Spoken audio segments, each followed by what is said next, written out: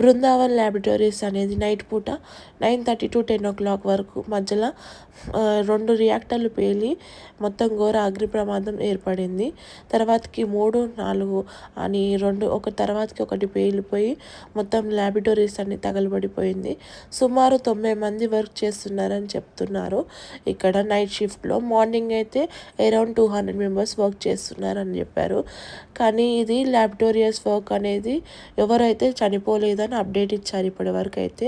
But తెలియదు, చాలామంది అయితే ఫ్యామిలీస్ అక్కడే ఉన్నాయి, వాళ్ళ ఫ్యామిలీస్ అక్కడే ఉండిపోయారనేసి. ఏమో తెలియదు, ఇంకా మాకైతే అప్డేట్ రాలేదు. అప్డేట్ రాగానే మేము వివరిస్తాము.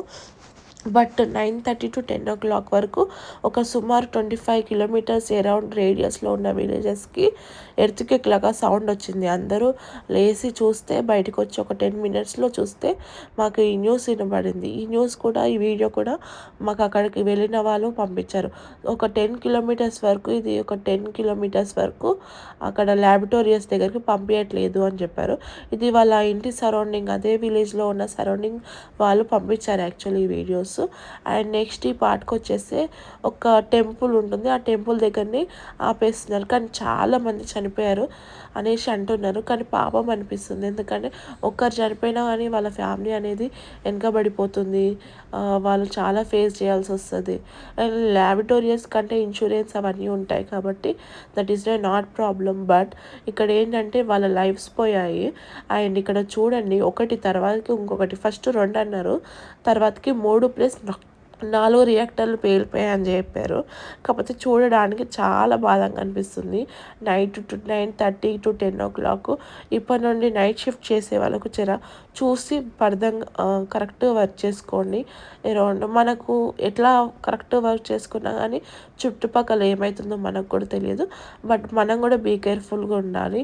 ఈ పొగ చూస్తుంటే అసలు నాకే చాలా భయం అవుతుంది. ఒక ఇంచుమించు 5-10 కిలోమీటర్స్ వాళ్ళు ఉన్నవాళ్ళు ఈ పొగను చూసే రిటర్న్ వచ్చేస్తున్నారు యాక్చువల్లీ. అండ్ మా ఇంటి పక్కన ఉన్న వాళ్ళు కూడా వెళ్ళారు.